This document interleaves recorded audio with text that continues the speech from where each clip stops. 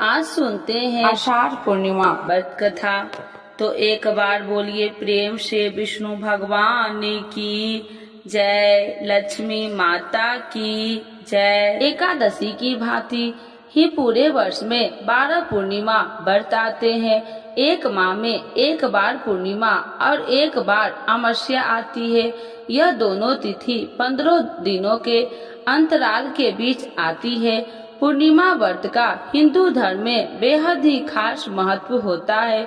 यदि आप कोई शुभ कार्य करने की सोच रहे हैं तो बिना किसी मुहूर्त के पूर्णिमा तिथि के दिन उस कार्य को कर सकते हैं। पूर्णिमा के दिन आसमान में पूरा चांद दिखाई देता है। तो आइए जानते हैं पूर्णिमा व्रत की कथा। द्वापर युग में यशोदा माँ ने श्री कृष्ण से कहा, हे कृष्ण, तुम सारे संसार के उत्पकर्ता, पालनहारी और संहार करता हो। आज मुझे कोई ऐसा व्रत बताओ जिसको करने से मृत्यु लोक में भी स्त्रियों को विधवा होने का भय न रहे तथा यह व्रत सभी मनुष्यों की मनोकामना पूर्ण करने वाला हो। श्री कृष्ण कहने लगे, हे माता, तुमने अति सुंदर प्रश्न किया है। मैं तुम्हें ऐसे एक व्रत के बारे में विस्तार से बताता हूँ। सौभाग्य की प्राप्ति के लिए स्त्रियों को 32 पूर्णिमा व्रत करना चाहिए। इस व्रत को करने से स्त्री को सौभाग्य की प्राप्ति होती है। यह व्रत अत्यंत सौभाग्य देने वाला और भगवान शिव के प्रति भक्ति को बढ़ाने वाला है। यशोदा जी कहने लगे कि हे कृष्ण, प्रथम इस व्रत को मृत्यु लोक में किसने किया था, इसके विषय में विस्तार से मुझसे बताओ। श्री कृष्ण कहने लगे कि इस भूमंडल पर अनेक प्रकार के रत्नों से परिपूर्ण कार्तिका नाम की एक नगरी थी। वहाँ चंद्रहास नामक राजा राज्य करता था। उसी नगर में धनेश्वर नाम का एक ब्राह्मण था और उसकी स्त्री अति सुशीला रूपवती थी। दोनों ही उस नगर में बड़े प्रेम से रहते थे। घर में धन्य धान्य आदि की कोई कमी नहीं थी, परंतु उनको बहुत बड़ा दुख था कि उनकी कोई संतान नहीं है। एक समय एक बड़ा योगी उस नगर में आया। वह योगी उस ब्राह्मण के घर को छोड़कर अन्य सभी घरों से भिक्षा लेकर भोजन किया करता था। रूपवती से कभी भिक्षा नहीं लेता था। एक दिन वह योगी रूपवती से भिक्षा न लेकर किसी अन्य घरों से भिक्षा लेकर गंगा किनारे जाकर भिक्षण को प्रेम पूर्वक ग्रहण करने लगा कि धनेश्वर ने योगी का यह सब कार्य देख लिया। अपनी भिक्षा के अनादर से दुखी होकर धनेश्वर योगी से बोला, हे महात्मा, आप सब घरों से भिक्षा लेते हैं, परंतु आप मेरे घर की भिक्षा कभी नहीं लेते। इसका क्या कारण है? योगी ने कहा, निसंतान के घरों की भिख पतितों के अत्र के तुल्य होता है और जो पतितों का अत्र खाता है वह भी पतित हो जाता है। क्योंकि तुम निसंतान हो, इसीलिए पतित हो जाने का भय से मैं तुम्हारे घर की भिक्षा नहीं लेता। धनेश्वर योगी यह बात सुनकर बहुत दुखी हुआ और हाथ जोड़कर योगी के पैरों में गिर गया और कहने लगा, हे महाराज, यदि ऐसा है तो आप पुत्र प्राप्ति का उपाय बतलाइए। आप सर्वज्ञानी है, मुझ पर कृपा कीजिए। हे भगवान, मेरे घर में धन की कोई कमी नहीं है, परंतु मैं पुत्र न होने का कारण अत्यंत दुखी हो। आप मेरे इस दुख का हरण करें, सामर्थ्यवान है। यह सुनकर योगी कहने लगे, हे ब्राह्मण, तुम चंडी की आराधना करो। आकर उसने अपनी पत्नी से सब बात कह और स्वयं तप करने के लिए वन में चला गया। वन में जाकर उसने चंडी की उपासना की और उपवास किए। चंडी ने 16वें दिन उसको स्वप्न में दर्शन दिया और कहा, हे धनेश्वर, जा, तेरे घर पुत्र होगा, परंतु वह 16 वर्ष की आयु में ही मृत्यु को प्राप्त हो जाएगा। यदि तुम दोनों पति पत्नी 32 पूर्णमासियों का व्रत विधि पूर्वक करेगो तो यह दीर्घायु हो जाएगा। जितनी तुम्हारी सामर्थ्य हो आटे के दिए बनाकर शिव जी भगवान का पूजन करना, परंतु पूर्णमासी के व्रत 32 होने चाहिए। प्रातः काल होने पर इस स्थान के समीप तुम्हें आम का वृक्ष दिखाई देगा। उस पर चढ़कर तुम एक फल तोड़कर शीघ्र ही अपने घर चले जाना और अपनी पत्नी से सब बात कहना। ऋतु स्नान के पश्चात वह स्वच्छ होकर श्री शंकर भगवान का ध्यान करके उस फल को खा लेगी। शंकर भगवान की कृपा से उसको गर्भ हो जाएगा। जब वह ब्राह्मण प्रातः काल उठा तो उसने एक स्थान के पास ही आम का वृक्ष देखा, जिस पर एक अत्यंत सुंदर आम का फल लगा हुआ था।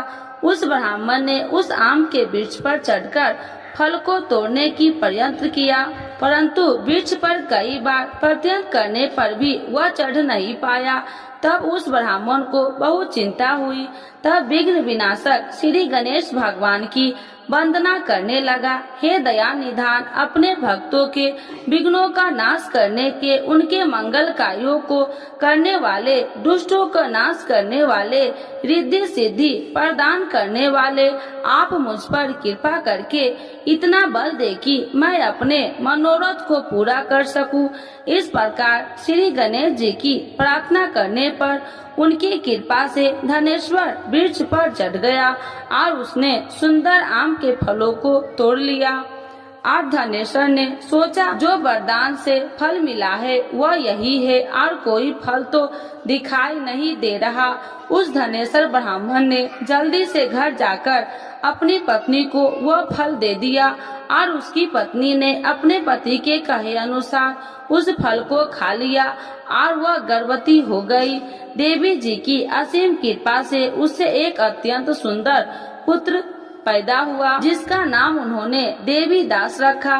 माता पिता के हर्ष और शोक के साथ वह बालक शुक्ल पक्ष की चंद्रमा के भांति वह बालक अपने पिता के घर में बड़ा होने लगा।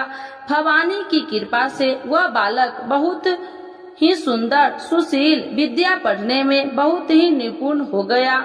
दुर्गा जी की आज्ञा अनुसार उसकी माता 32 पूर्णमासी का व्रत रखना आरंभ कर दिया, जिससे उसका पुत्र बड़ी आयु वाला हो जाए।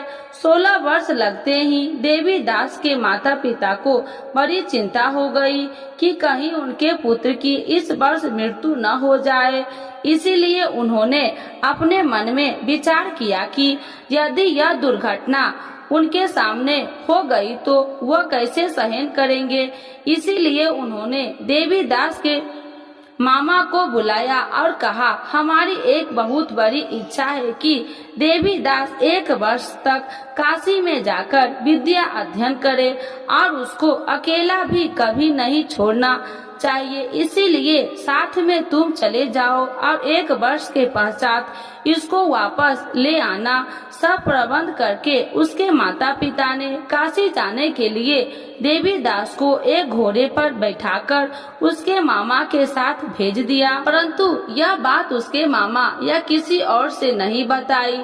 धनेश्वर तथा उसकी पत्नी ने अपने पुत्र की मंगल कामना दीर्घायु के लिए भगवती दुर्गा की आराधना और पूर्णमासियों का व्रत करना आरंभ कर दिया।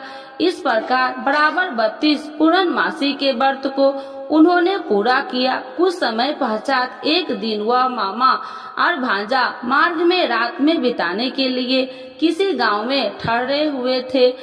उस दिन उस गांव में ब्राह्मण की अत्यंत सुंदर, सुशीला और गुणवती कन्या का विवाह होने वाला था। जिस धर्मशाला के अंदर वर और उसकी बारात ठहरी थी, उसी धर्मशाला में देवी दास और उसके मामा भी ठहरे हुए थे।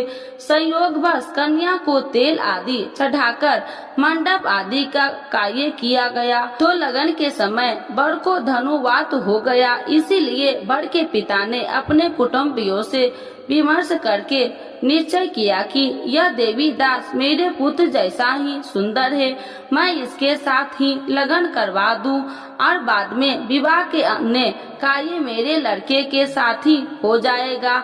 ऐसा सोचकर देवी दास के मामा से जाकर बोला कि तुम थोड़ी देर के लिए अपना भांजा हमें दे दो, जिससे विवाह के लगन का सब कार्य सुचारू रूप से हो सके। तब देवी दास का मामा कहने लगा, जो कुछ भी वधू पक्ष की कन्या दान के समय वर को मिले वह सब हमें दे दिया जाए, तो मेरा भांजा इस बारात में दूल्हा बन जाएगा। यह बात वर के पिता ने स्वीकार कर लेने पर उसने अपना भांजा बनने के लिए भेज दिया और उसके साथ सब विवाह कार्य विधि पूर्वक संपन्न हो गए। पत्नी के साथ वह भोजन करने लगा तो अपने मन में सोचने लगा कि न जाने यह किसकी स्त्री होगी। वह एकांत में यही सोच सोचकर अपने कर्म श्वास छोड़ने लगा और उसकी आंखों से आंसू भी आ गए। तब लड़की ने पूछा, क्या बात है, आप इतने उदासीन व दुखी क्यों हो रहे हैं?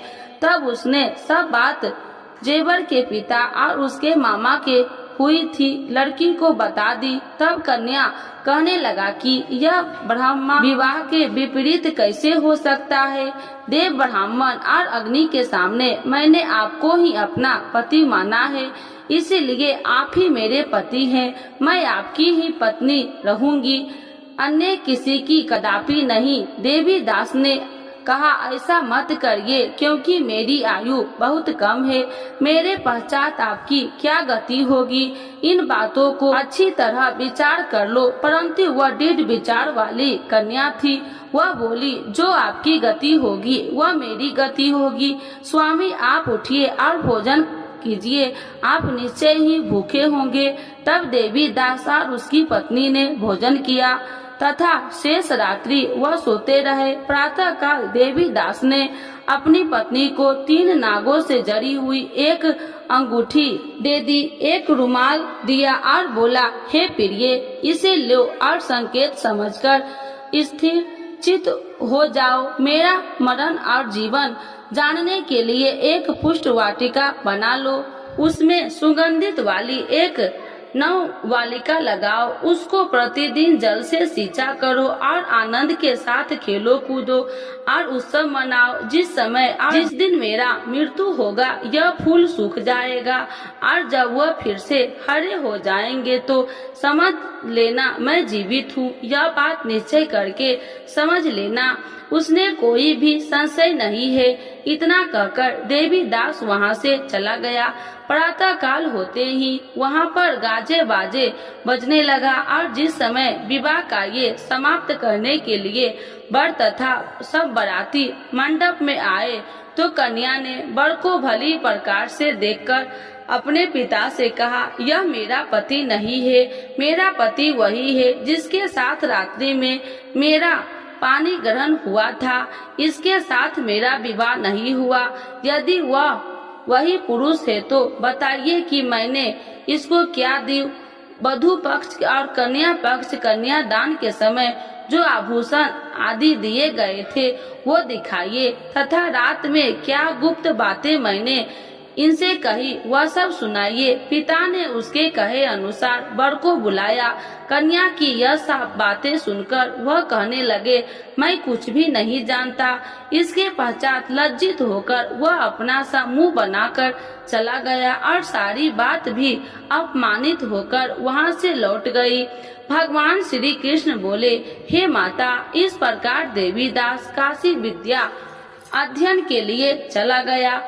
जब वह कुछ समय बीत गया तो काल से प्रेरित होकर एक सर्प रात्रि के समय उसको डसने के लिए वहां पर आया।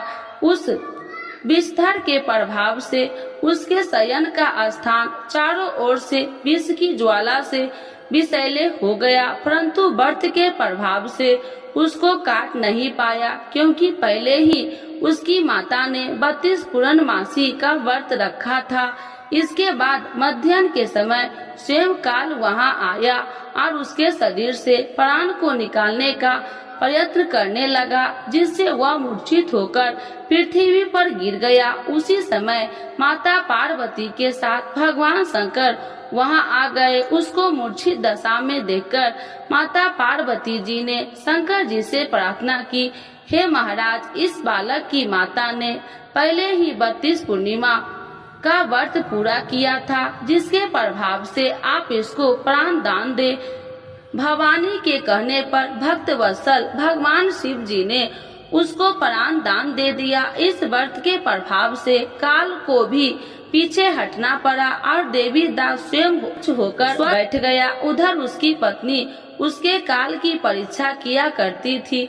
जब उसने देखा वो पुष्प वाटिका में पुष्प कुछ भी नहीं है तो उसको अत्यंत आश्चर्य हुआ, लेकिन जब वह जैसे ही हरी भरी हो गई तो वह जान गई कि सब उसका पति ठीक ठाक है, वह जीवित हो गया है। यह देखकर वह बहुत प्रसन्न हो उठी। अपने पिता से कहने लगे कि पिताजी, मेरा पति जीवित है, आप उनको ढूंढिए। जब 16 वर्ष व्यतीत हो गया तो देवी दास भी अपने मामा के साथ काशी से चल दिया। इधर उसके ससुराल उसको ढूंढने के लिए अपने घर से जाने वाले ही थे कि वहाँ दोनों मामा और भांजा वहाँ पर आ गए। उनका आया हुआ देखकर उनके ससुर को बहुत प्रसन्नता हुई। उन्हें अपने घर ले गए। उस समय नगर के निवासी भी वहाँ इकट्ठे हो गए। निश्चय किया कि अभ्यास ही इसी बालक के साथ कन्या का विवाह हुआ था। उस बालक को कन्या ने जब देखा तो पहचान लिया कि यह तो वही है जो संकेत करके गया था। तब उपरांत सब कहने लगे कि भला हुआ यह आ गया है, और सब नगरवासी ने आनंद मनाया। कुछ दिन बाद देवी दास ने अपनी पत्नी और मामा के अपने ससुराल के घर से बहुत सारे उपहार लेकर अपने माता पिता की घर की तरफ प्रस्थान किया। जब वह अपने गांव के निकट पहुंच गए तो कई लोगों से उसे देखकर उसके माता पिता को पहले ही खबर दे दी कि तुम्हारा पुत्र देवी दास अपनी पत्नी और मामा के सहित आ रहे हैं। ऐसा समाचार सुनकर माता पिता को विश्वास नहीं हुआ, परंतु जब और लोगों ने भी आकर यही बात उनसे बताई तो उनको बड़ा आश्चर्य हुआ। लेकिन थोड़ी देर में देवी दास ने आकर अपने माता पिता के चरणों में अपना सर रखकर प्रणाम किया और उसकी अपनी पत्नी ने अपने सास ससुर के चरणों को स्पर्श किया तो माता पिता ने अपने पुत्र और पुत्र वधू को हृदय से लगा लिया और दोनों की आंखों में प्रेम अश्रु बह चले। अपने पुत्र और पुत्र वधू के आने की खुशी में धनेश्वर ने बड़ा ही भारी उत्सव किया और ब्राह्मणों को दान दक्षिणा देकर प्रसन्न किया। श्री कृष्ण भगवान कहने लगे कि इस प्रकार धनेश्वर 32 पूर्णमासी के व्रत के प्रभाव से पुत्रवान हो गया। जो भी स्त्री 32 पूर्णमासी के व्रत को करती है वे जन्म जन्मांतर के वैधव्य का दुख नहीं भोगती और सदैव सौभाग्यवती रहती है। तो एक बार बोलिए प्रेम से विष्णु भगवान की जय, लक्ष्मी माता की जय। पूर्णिमा व्रत के लाभ। किसी भी उपासक द्वारा पूर्णिमा व्रत करने से भगवान श्री विष्णु प्रसन्न होते हैं। पूर्णिमा व्रत करने वाले उपासक को जल्द ही संतान प्राप्ति होती है और संतान की दीर्घायु प्राप्त होता है। पूरी श्रद्धा से पूर्णिमा का व्रत करने से गृह कलेश दूर होते हैं। पूर्णिमा के व्रत करने से स्त्रियां सौभाग्यवती का वर प्राप्त होता है। इस व्रत को करने से मानसिक और शारीरिक कष्ट दूर होते हैं। पूर्णिमा का व्रत करने से मनुष्य की सभी प्रकार की मनोकामना पूरी होती है। जो भी उपासक पूर्णिमा का व्रत रखता है उस पर भगवान विष्णु और चंद्रमा की विशेष कृपा सदैव बनी रहती है। यह व्रत करने से आर्थिक परेशानी भी दूर होती है।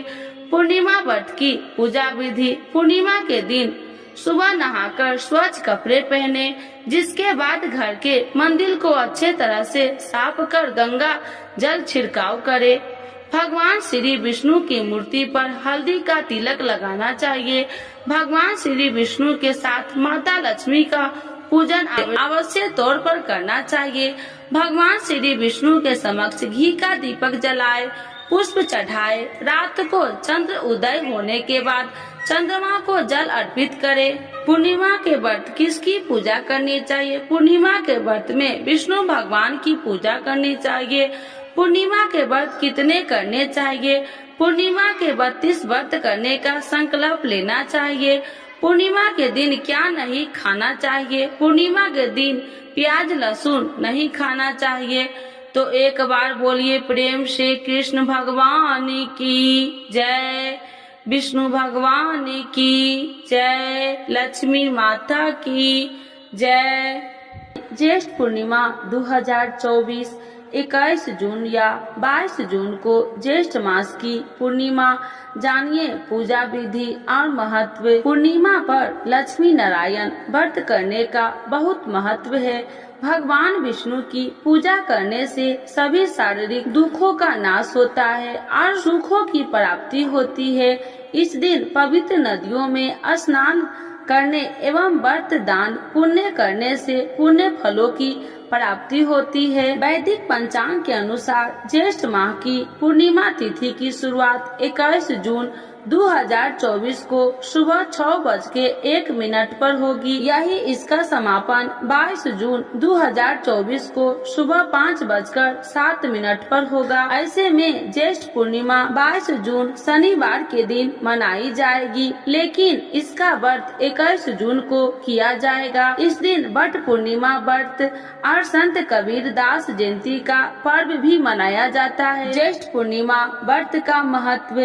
पूर्णिमा पर लक्ष्मी नारायण व्रत करने का बहुत महत्व है। भगवान विष्णु की पूजा करने से सभी शारीरिक दुखों का नाश होता है और सुखों की प्राप्ति होती है। इस दिन पवित्र नदियों में स्नान करने एवं व्रत दान पुण्य करने से पुण्य फलों की प्राप्ति होती है। इस दौरान चंद्रमा से जुड़ी चीजों का दान करने से कई तरह के लाभ प्राप्त होते हैं। आप सफेद वस्त्र, शक्कर, चावल, दही या फिर चांदी का दान कर सकते हैं। माना जाता है कि इससे कुंडली में चंद्रमा की स्थिति मजबूत होती है और जीवन में सुख समृद्धि बनी रहती है।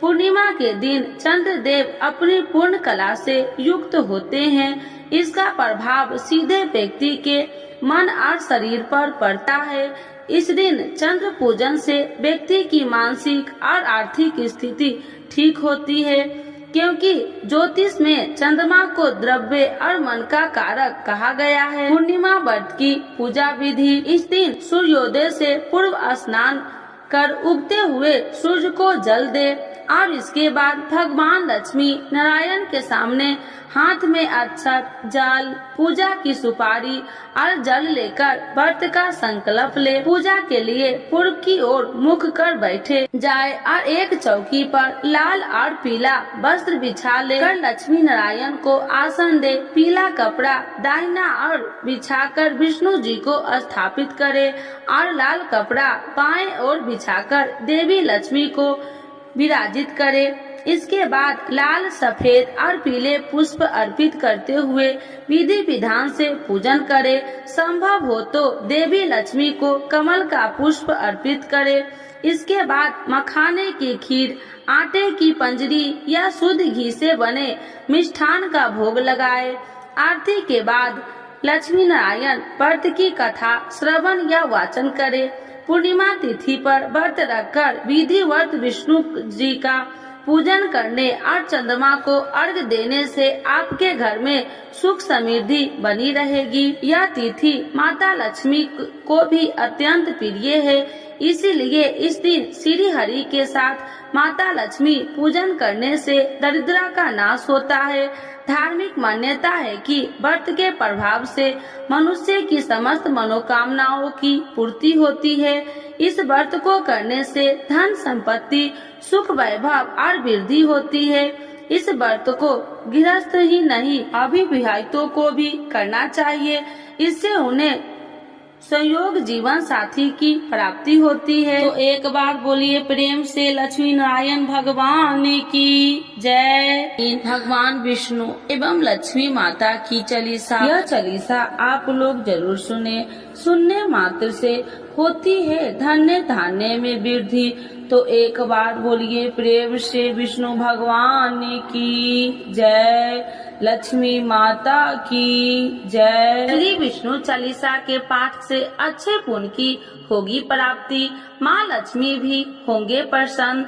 तो एक बार बोलिए प्रेम से विष्णु भगवान की जय, लक्ष्मी माता की जय। सुनो सुनिए विनय सेवक की चितलाय, करत कुछ वरण करु दीजे ज्ञान बतलाय। नमो विष्णु भगवान खरागी, कष्ट नसावन अखिल बिहारी। प्रबल जगत में शक्ति तुम्हारी, तिरुवन फैली रही उजियारी। सुंदर रूप मनोहर सूरत, सरल स्वभाव मोहिनी मूरत। तन पर पीताम्बर अति सोहत, बैजंती माला मन मोहत। शंख चक्र कर गदा विराजे, देखत दैत्य असुर दल भाजे। सत्य धर्म मद लोभ न गाजे, काम क्रोध मद लोभ न छाजे। संत भक्त सज्जन मन रंजन, दनुज असुर दुष्टन दल गंजन। सुख उपजाए कष्ट सब भंजन, दोष मिटाए करत जन संजन। पाप काट भव सिंधु उतारन, कष्ट नसा कर भक्ति उबारन। करत अनेक रूप प्रभु धारण, केवल आप भक्ति के कारण। धरनी धनु मन तुम ही पुकारा, तब तुम रूप राम का धारा। भार उतार असुर दल मारा, रावण राधि को संघारा। आप 12 रूप बनाया, हिरण्याकश को मार गिराया। धर्म तेतन सिंधु बनाया, 14 रतन को निकलवाया। अमिलेख असुरन दुत मचाया, रूप मोहिनी आप दिखाया। देवन को अमृत पान कराया, असुरन को छवि से बहलाया।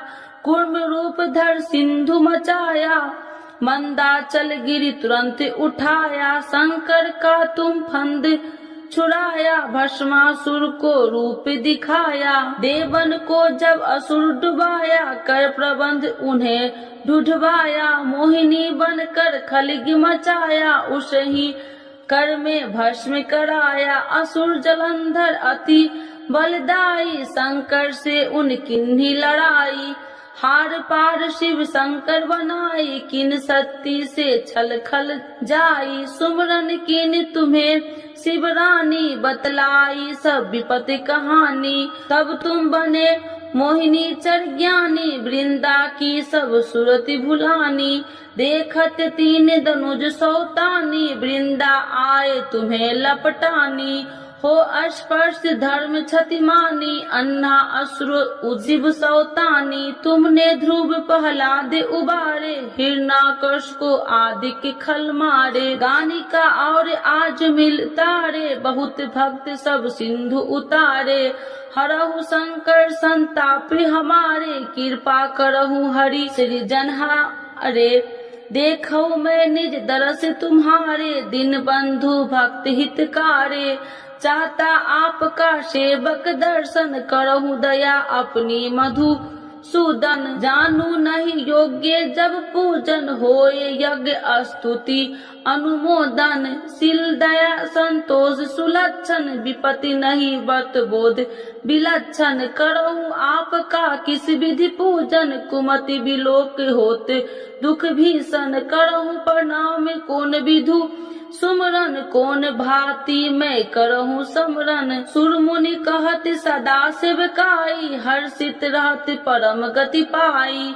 दीनन दुखित नर सदा सहाई, निर्जन जान लेव अपनाई। पाप दोष संताप नसावो, भव बंधन से मुक्ति कराओ। सुत संपत्ति दे सुख उपजाओ, निज चरण का दास बनाओ। निगम सदा ये विनय सुनावे, पढ़े सुने जो जन सुख पावे। तो एक बार बोलिए प्रेम से श्री विष्णु भगवान की जय, लक्ष्मी माता की जय। मातु लक्ष्मी करी कृपा, करो हृदय में वास।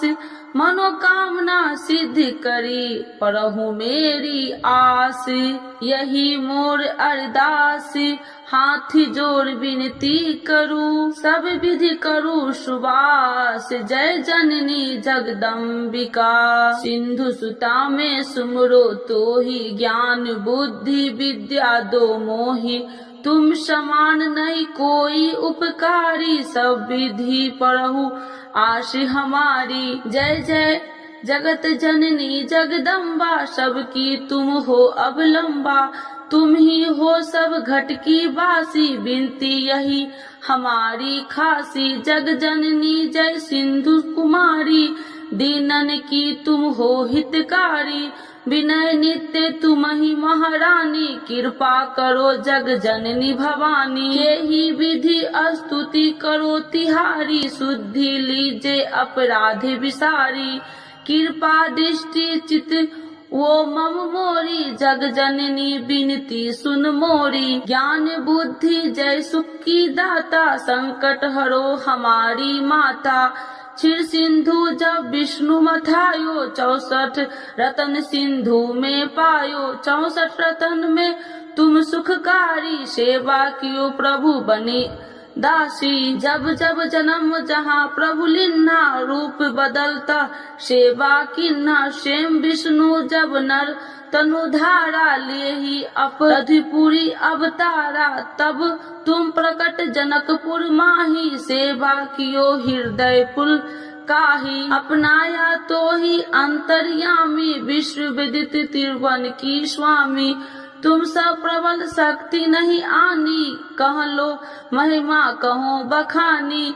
मम कर्म वचन करे सेवकाई, मन इच्छित वंचित फल पाई। तजी छल कपट और चतुराई, पूजहि विधि भक्ति मन लाही। और हाल में कहूँ बुझाई, जो यह पाठ करे मन लाई। ताको कोई कष्ट नोई, मन इच्छित पावे फल सोई। त्राही त्राही जय दुख निवारणी, त्रिविध ताप भव बंधन हारिणी। जो चालीसा पढ़े पढ़ावे, ध्यान लगा कर सुने सुनावे। ताको कोई न रोग सतावे, पुत्र आदि धन संपत्ति पावे। पुत्रहीन अरु संपत्ति हिन्ना, अद्र वज्र कोठी अति दिन्ना। वृप बुलाए के पाठ करावे, शंका दिल में कभी न लावे। पाठ करावे दिन चालीसा, तापर कृपा करे गौरी सा। सुख संपत्ति बहुत सी पावे, कभी कहीं कहूँ की आवे। 12 वास करे जो पूजा, ते ही मम धन्य और नहीं दूजा। प्रतिदिन पाठ करे मन माही, उन सब कौन जग में केहू नाही। बहु विधि क्या मैं करूँ बड़ाई, ले परीक्षा ध्यान लगाई। करे विश्वास करे व्रत नेमा, होए सिद्धि उपजय उर प्रेमा। जय जय जय लक्ष्मी भवानी, सब में व्यापति हो गुण खानी। तुमरो तेज प्रबल जग माही, तुम सब को दयालु कहु नाही। मोहि अनाथ के शुद्धि अब लीजे, संकट काटी भक्ति मोहि दीजे। भूल चूक कर क्षमा हमारी, दर्शन देजे सदा निहारी। बिन दर्शन व्याकुल हितकारी, तुम ही अक्षत दुख सहेत भारी। नहीं मोहि ज्ञान बुद्धि है तन में, सब जानत हो आपने मन में। रूप चतुर्भुज करके धारण, कष्ट मोर अब करहु निवारण। के ही प्रकार में करूँ बड़ाई, ज्ञान बुद्धि मोहि नहीं अधिकारी। त्राहि त्राहि दुख हारनी, करो बेगी सब त्रासी। जयति जयति जय लक्ष्मी माँ, करो शत्रु को नाश। रामदास धरि ध्यान नित, विनय करत कर जोर। मातु लक्ष्मी दास पर करू दया की कोर। तो एक बार बोलिए प्रेम से लक्ष्मी माता की जय, विष्णु भगवान की।